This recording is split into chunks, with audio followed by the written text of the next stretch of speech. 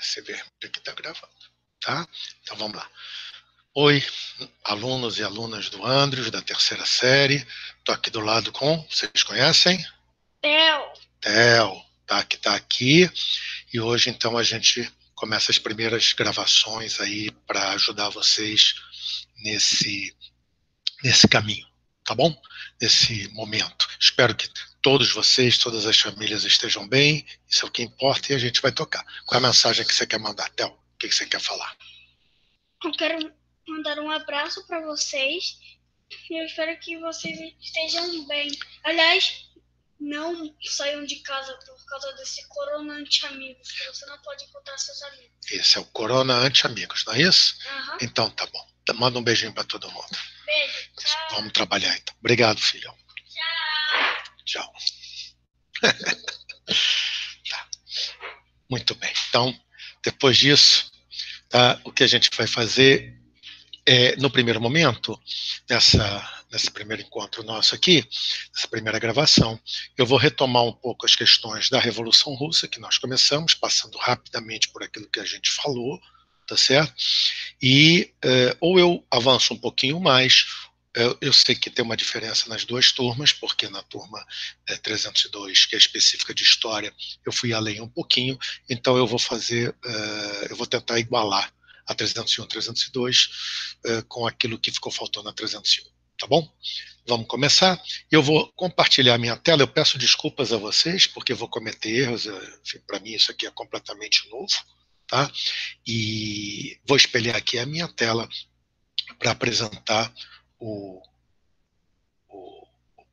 PowerPoint que vocês têm, tá certo?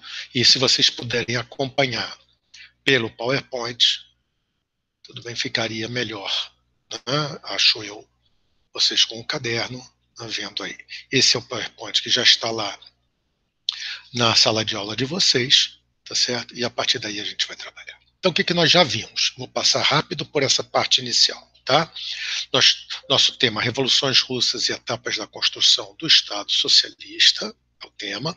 Nós vimos a situação anterior à Revolução, do ponto de vista político, a Rússia, e do ponto de vista econômico. Não é isso? Na economia, uma produção fundamentalmente agrícola, ainda com a presença de servidão, não é isso?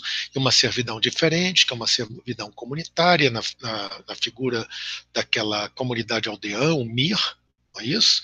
E mesmo com a reforma proposta em 1861 pelo Tsar, na tentativa de começar a modernização da sociedade, tá?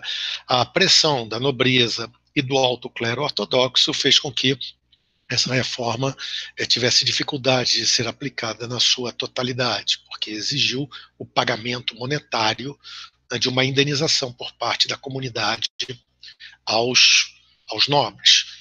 Não é isso? Nesse sentido, o número de camponeses que conseguiram obter a libertação não foi, quer dizer, foi grande do ponto de vista absoluto, mas do ponto de vista relativo, percentual, não foi tão grande quanto poderia ter sido. Uma industrialização financiada pelo Estado, que pegava empréstimos no exterior, porque a ênfase seria na indústria de base, e repassava esses empréstimos para grupos burgueses que se tornavam, portanto, dependentes do Estado. Uma industrialização profundamente concentrada em poucas cidades, tá? E também em grandes fábricas gigantescas, com uma classe operária que veio do campo, é isso? Vivendo em péssimas condições, mas com uma capacidade de mobilização política maior, porque é extremamente concentrada. Depois vimos que na política interna, um governo monárquico absolutista, uma autocracia, os setores que apoiavam, os grupos de oposição são grupos que, enfim, defendiam uma ordem de manutenção da ordem da propriedade privada, então burgueses, pequenos burgueses, os setores burgueses aceitavam uma monarquia constitucional, parlamentar, no modelo inglês. Os grupos mais ligados a setores como médicos, advogados, pequenos comerciantes, desejavam uma república democrática baseada no voto universal. Os setores burgueses de oposição são aqueles que não foram beneficiados pelos empréstimos do Estado. E na área da contestação, ou seja, daqueles que pretendiam mesmo que não imediatamente, mas no futuro, chegar a uma sociedade sem classes, a uma sociedade sem a propriedade privada, os socialistas revolucionários, acreditando a possibilidade de um socialismo agrário, com base no MIR, tudo bem, portanto, voltados para os camponeses, os anarquistas, na posição anti-autoridade, e o Partido Operário Social Democrata Russo, que se dividiu em dois, eu expliquei isso a vocês, mencheviques e bolcheviques, que se concordavam que a etapa da revolução era burguesa, discordavam de quem deveria liderar a revolução. Para os mencheviques, a liderança deveria ser burguesa e o proletariado deveria apoiar a burguesia nessa etapa, enquanto que para os bolcheviques, a liderança tinha que ser imediatamente do proletariado, porque a burguesia russa não faria, não cumpriria o que eles chamavam as tarefas burguesas da revolução. E outra distinção é sob a forma de organização do partido. Os bolcheviques, um partido fechado, de quadros, militantes profissionais, e os bolcheviques, um partido aberto de massas, que todos pudessem, que apoiassem as teses centrais do partido, pudessem pertencer. Tá. Na política externa, isso não vou voltar, porque a gente viu em Primeira Guerra Mundial, vimos em vários momentos, a política russa de expansionismo, de busca de um porto quente, levou a diversos atritos com o Império Otomano, com o Império Austro-Húngaro, com o Japão e com os britânicos, com o Reino Unido, embora no caso dos britânicos não tenha havido uma guerra, ali a disputa para chegar no Golfo Pérsico. A Revolução de 1905, nós trabalhamos e vimos que o Império Russo e o Império Japonês entraram em guerra, disputando exatamente a busca de um porto quente, agora no caso no Pacífico, para os russos, e os russos saíram derrotados. A situação de guerra levou a uma verdadeira calamidade dentro das cidades, e particularmente na capital São Petersburgo, e depois de uma repressão que houve a uma tentativa de entrega de um manifesto de operários ao czar em janeiro de 1905, estouraram greves gerais por toda a cidade, tá? E começaram a formação dos soviets, aqueles conselhos de operários eleitos na base, eleitos pelos próprios operários, sem mandato fixo, tá? E que deveriam representar esses operários por fábrica, enfim, por bairro ou por outro tipo de organização. Enquanto que a burguesia, aquela burguesia liberal, fazia o Manifesto de outubro de 1905, que pedia ao czar a convocação de uma Assembleia Constituinte. O czar não aceita a integridade, mas convoca uma Duma que ele promete que pode se transformar numa Assembleia Constituinte. Ocorreu que, dentro dos soviets, a maioria passou a ser dos mencheviques. Segundo a tese menchevique, se a revolução é burguesa, a liderança deve ser burguesa. E a burguesia se organizava através da Duma, ela participava da Duma junto com nobres, junto com membros do clero ortodoxo. Nesse sentido, a posição majoritária dos soviets, sob liderança, torno a repetir, dos mencheviques, foi exatamente a de fazer com que os soviets apoiassem a Duma. Tá? Isso fez com que os soviets fossem se esvaziando, a participação popular diminuindo, uma vez que não faz muito sentido se é um outro organismo, no caso a Duma, que vai resolver os meus problemas. Por que eu vou participar de reuniões todos os dias, cansativas, e de uma discussão que a partir desse momento eu deleguei a resolução para outra entidade, volto a dizer, a Duma no caso. Tá? O fim do ímpeto revolucionário, o fim de mobilização das massas, permite ao czar reprimir, acabando com a Duma, primeiro fechando os soviets, depois fechando a Duma. E, portanto, a revolução não conseguiu obter aquilo que desejava, nem o mínimo que desejava. Onda de prisões, para não ser presos, vários líderes foram para o exílio no exterior, tudo bem? E houve uma completa desorganização nesse momento do movimento, não apenas operário, mas dos próprios movimentos burgueses. Com a nova situação, alguns setores mais esclarecidos da elite russa começaram a sugerir ao czar reformas, porque aquela onda revolucionária tinha tido uma origem, tá? E se os problemas daquela origem que causaram aquela onda revolucionária não fossem resolvidos, tudo bem se mantivesse o que era antes, logo, logo explodiria uma outra manifestação mais forte.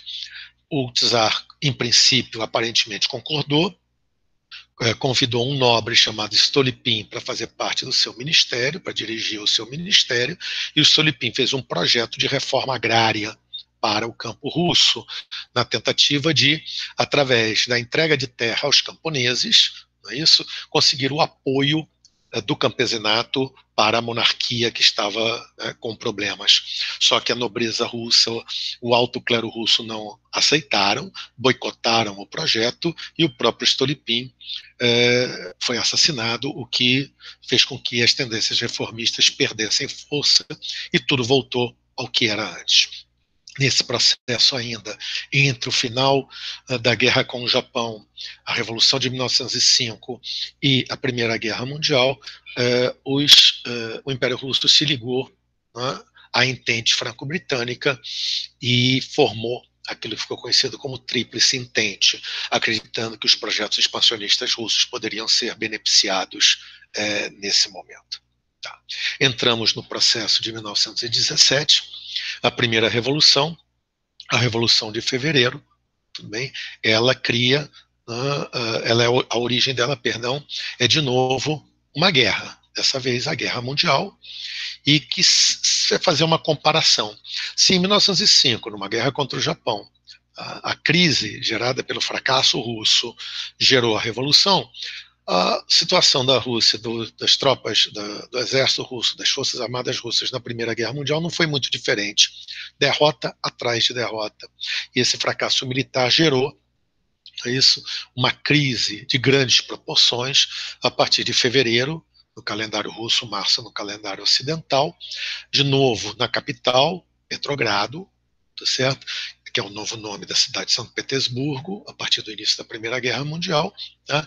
E esses motins, né, essas greves, a rebelião de militares, levou à derrubada do czarismo e à proclamação da República.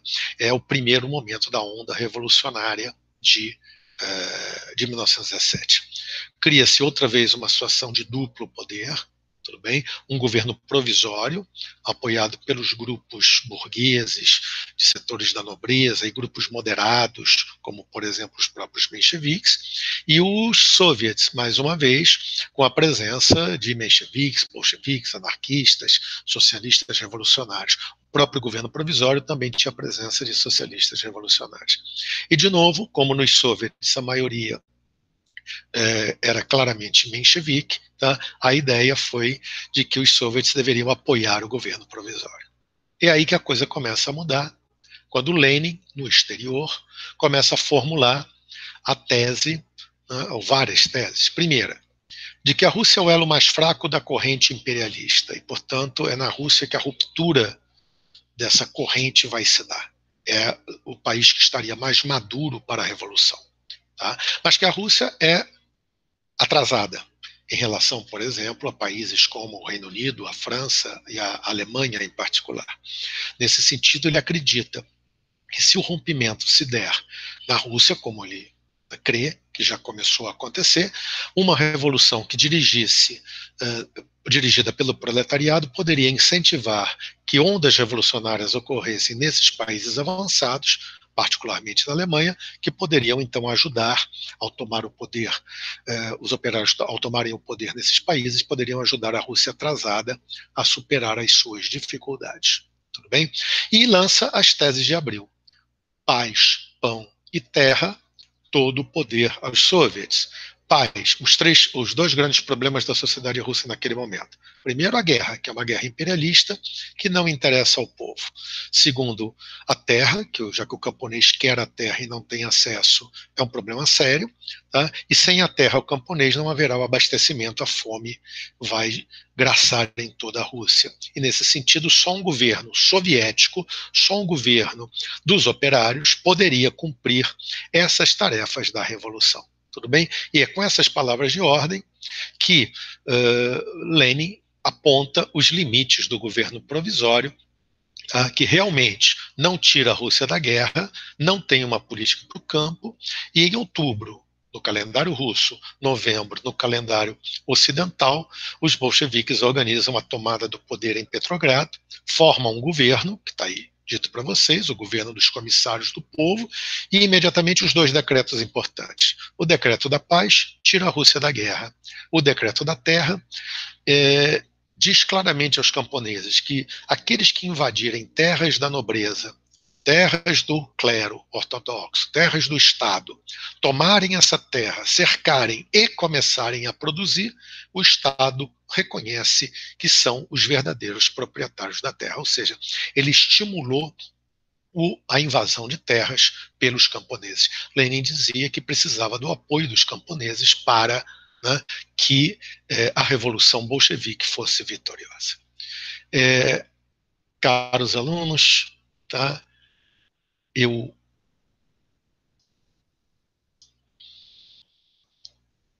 Eu volto agora aqui a falar diretamente com vocês, tá? Espero que essa aula tenha ajudado vocês a recordar os pontos que nós trabalhamos. Nos encontraremos em breve para tirar dúvida, através, acho que é do sala de aula, ou se não, através de um outro mecanismo que a escola está proporcionando, talvez o meeting, certo? Vocês vão receber a informação, tá? E a partir daí a gente, né, tira as dúvidas que por acaso houver. Gravarei outras aulas, tá? Se por acaso esse modelo não for o melhor para vocês, deem sugestões através do mural da sala de aula, que eu vou tentar melhorar para que possa atender aquilo que vocês desejam. Tá bom? Muito obrigado.